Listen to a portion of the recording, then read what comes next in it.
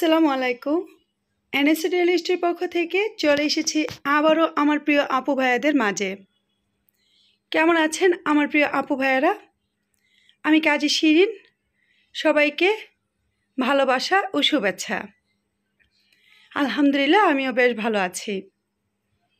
অনেক দিন কিন্তু বেশ গরম ছিল, রৌদ্রের তাপে গাছগুলো যেরকম নষ্ট হচ্ছিল সেরকমভাবে কিন্তু বড় ছোট সবাই অসুস্থ পড়ছিল। যাই হোক, আল্লাহর অশেষ নিয়ামতে রহমতের বৃষ্টি হয়েছে। গত রাতেও কিন্তু ব্রাহ্মণবাড়িয়াতে বেশ সুন্দর ঠান্ডা হাওয়া এসেছে, বাতাস এসেছে, তারপর বৃষ্টি সুন্দর অঝরে নেমেছে। তো সেই কারণে কিন্তু ওয়েদারটা অনেকটাই ভালো। তো এখন বাচ্চাদের স্কুলে পাঠানোটাও মনে হচ্ছে যে একটু ভালো লাগবে, কেননা কারেন্ট চলে গেলেও যে ওয়েদার সেটা কিন্তু বেশ আরামদায়ক। আল্লাহ তাআলা যাতে সবসময় এই নিয়ামত নিয়ে সবাইকে রাখতে পারে বা রাখে, সেই তৌফিক কামনা করে দোয়া কামনা করছি। তো এদিকে আমার ডাইনিং টেবিল ক্লিন করার মুহূর্তে দেখতে আসি যে আমার যে কাচের ঝাড়ে আমি কিছু সিঙ্গোনিয়াম গাছ পাথর দিয়ে রাখি। তো বেশ অনেকদিন পর পর আমি পানি দিই, পানিটা চেঞ্জ করি। তারপর আজকে দেখলাম যে একটা সুন্দর বাচ্চা হচ্ছে। তো মাটিতে যেরকম বাচ্চা হয় সেরকম কিন্তু অনেক দিন পানিতে রাখার পর আলহামদুলিল্লাহ আমার এই গাছগুলো শিকড় হয়েছে, বাচ্চা দিয়েছে। আর এখানে কিছু শুকনো মরিচ, যেগুলো আমার শখবসতি ব্যালকনিতে একটা মরিচ গাছে ধরেছিল। তো সেইগুলো যখন আমি কুমিল্লাতে যাই ঈদ করতে, তখন কিন্তু মরিচগুলো কাঁচা কাঁচা ছিল। তো আমি ঈদ শেষ করে এসে দেখি গাছের মরিচগুলো একদম লাল পেকে গেছে। তো আমি এসেই মরিচগুলোকে নিয়েছি, নেওয়ার পর এই যে ঝাড়টা সেটাতে রেখেছি। দেখা যাক কোনো এক সময় হয়তো বা এই গাছের লাল কাঁচা মানে পাকা মরিচগুলো দিয়ে কিন্তু কাঁচা মরিচের বীজ করা যায়, সুন্দর মরিচ গাছ হয়। তো এই তো রুমগুলো আমি অফ ক্যামেরাতেই গুছিয়ে নিয়েছি। আর নুহাসোয়া সকালে স্কুলে আপনাদের ভাই নিয়ে যায়। তো আর স্কুল আজকে 2টায় ছুটি হয়ে যাবে, সেই জন্য আর টিফিন আহামরি করে তাড়াহুড়া করে কিছু করার দরকার ছিল না। আর সকালে নাস্তাটা খেয়ে তারা আপনাদের ভাই নুহাসোয়াকে স্কুলে দিয়ে অফিসে চলে যায়। তো গতদিন যেহেতু বৃষ্টি হয়েছে সেই জন্য কিন্তু ব্যালকনিগুলো অনেকটাই ময়লা। তারপরেও যেহেতু কড়া রৌদ্র উঠেছে সেই জন্য কিন্তু ব্যালকনি শুকিয়ে গেছে। তারপর আমি আর লাবণী মিলে ব্যালকনিগুলো একটু মুছে নিয়েছি, কেননা রুমার আম্মা আসতে আসতে কিন্তু অনেকটাই সন্ধ্যা হয়ে যায়। তো এই হলো আমার শখবসতি গাছগুলো, যে গাছগুলো আমার কাছে কিন্তু অনেক ভালো লাগে। তো কুমিল্লা থেকে এসে আমার এই যে ব্যালকনিটা ছিল এটাতে কিন্তু প্রচণ্ড গাছ ছিল। অনেকগুলো গাছ নষ্ট হয়ে গেছে বলে আমি সেগুলো ফেলে দিয়েছি, তাই একটু অনেকটা হালকা। এখন দেখা যাচ্ছে যে হালকা পাতলা থাকলেই ভালো লাগে। তো যাই হোক, আমি আজকে দুপুরে আমাদের আর সেরকম বেশি রান্না নেই, কেননা নুহাসোয়া এসে পড়বে 2টায়। তো শুধু মুরগি আর ডাল রান্না করেছি। তো আওয়াতকে নিয়ে আজকে আর স্কুলে যাব না, কেননা গত রাতে বৃষ্টি হওয়ার পর সে এসি এবং বৃষ্টির বাতাসটা একটু বেশি হয়েছে। ও সকালে উঠতেই দেখলাম যে কাশাকাশি করছে। তো সেই জন্য বলতেছি যে আজকে আর যাওয়ার দরকার নেই, আমি টুকটাক কাজগুলো সেরে নিই।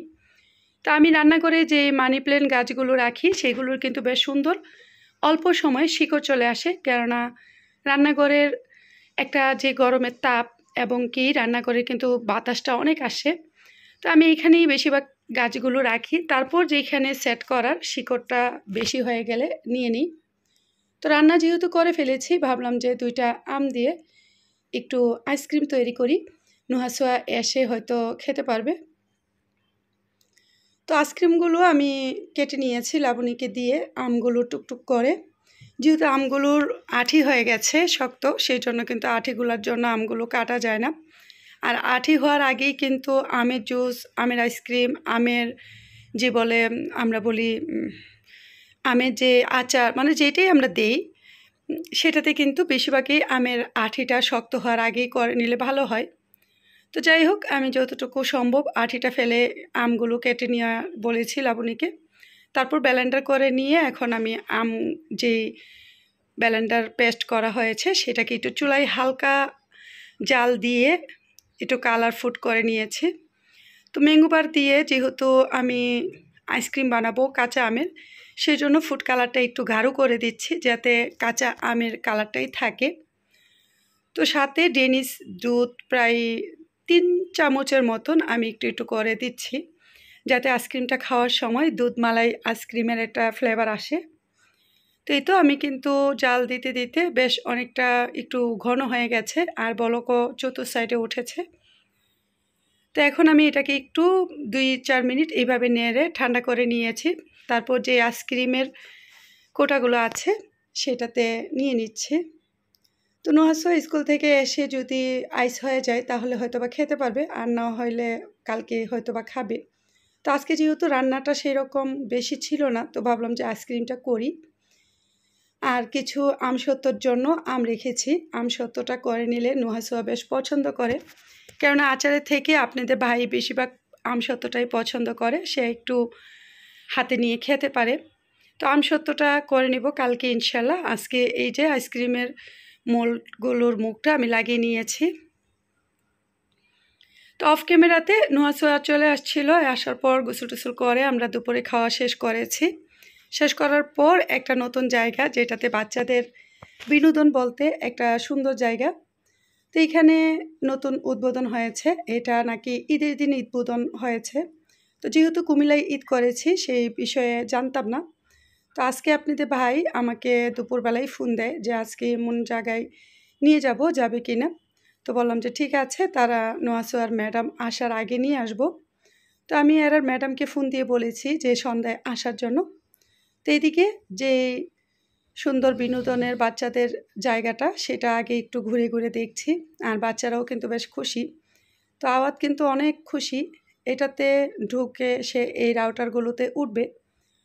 তো এখনও কিন্তু আমি টিকিট কাটিনি, আপনাদের ভাই এই ফাঁকে আসরের আজান পড়েছে সেই জন্য নামাজ পড়তে যায়। যেহেতু নোয়াসোয়ার টিচার আসবে সেই জন্য একটু সকাল সকালেই চলে এসেছি যাতে বাসায় চলে যেতে পারি।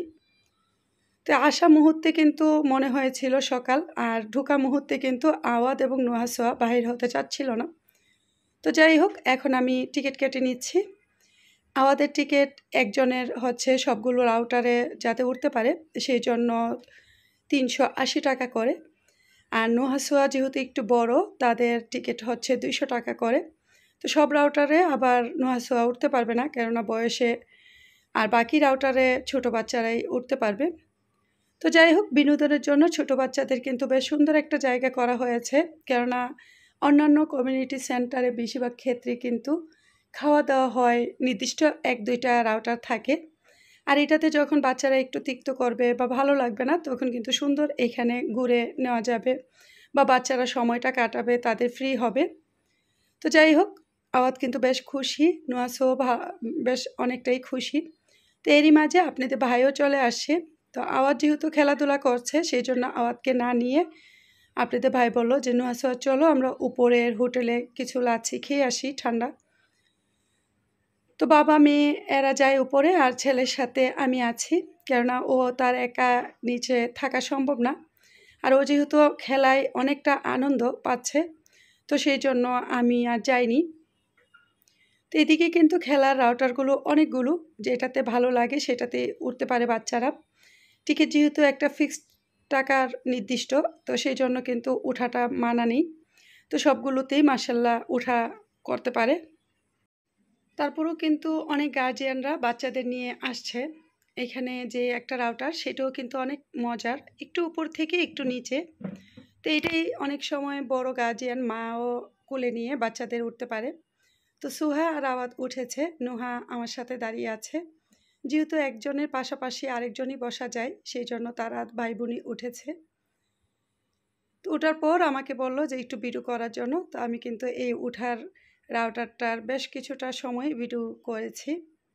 তো আমার প্রিয় আপু ভাইয়ারা এই রকম বাচ্চাদের নিয়ে বিনোদন করার জায়গাগুলোতে আসলে কিন্তু বেশ ভালো লাগে। তো সংসারে কাজকর্ম সেরে যদি বাচ্চাদের আনন্দ দেওয়ার জন্য কোনো একটা পার্ক বা বিনোদনের কোনো একটা রেস্টুরেন্ট থাকে তাহলে কিন্তু বাচ্চারাও অনেকটা খুশি হয়, তাদের মনটা চেঞ্জ হয়। যেই ওয়েদারটা যেরকম চেঞ্জ হয় তাদের মনটাও কিন্তু ঘরে থাকতে থাকতে একটা বোরিং হয়ে যায়। তো সেই রকমভাবে তাদেরকেও কিছুটা চেঞ্জ করা প্রয়োজন। তো এরকম জায়গাটা করার জন্য অনেকটাই ভালো লাগলো, কেননা বাচ্চারা বোরিং হওয়ার ক্ষেত্রে এই জায়গায় আসলে হয়তো বা একটু ফিলিংসটা অন্যরকম হবে।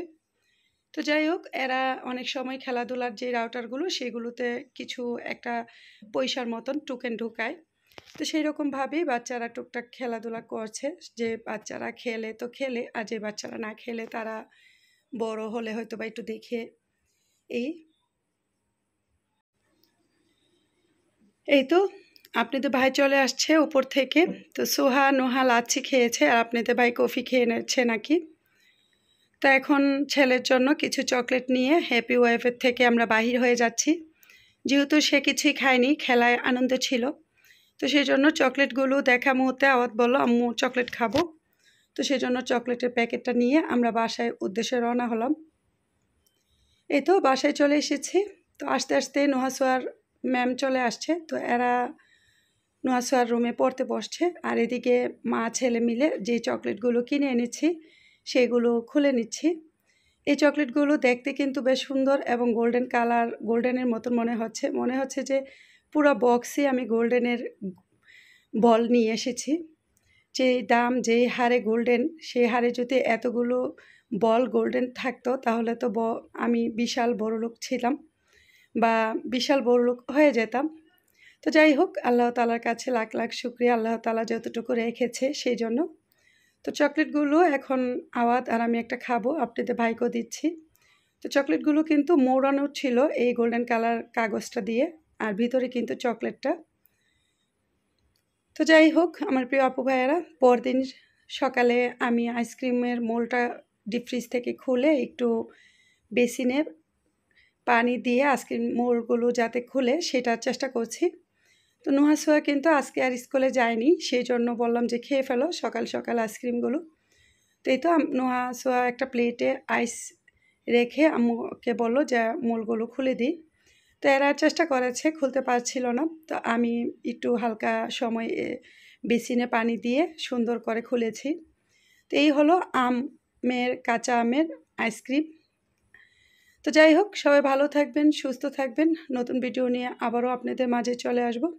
আজকের ভিডিওটা যদি আমার প্রিয় আপু ভাইয়াদের ভালো লাগে তাহলে প্লিজ বেশি বেশি লাইক দিয়ে আমাদের সাথে থেকে যাবেন। আল্লাহ হাফিজ, আসসালামু আলাইকুম।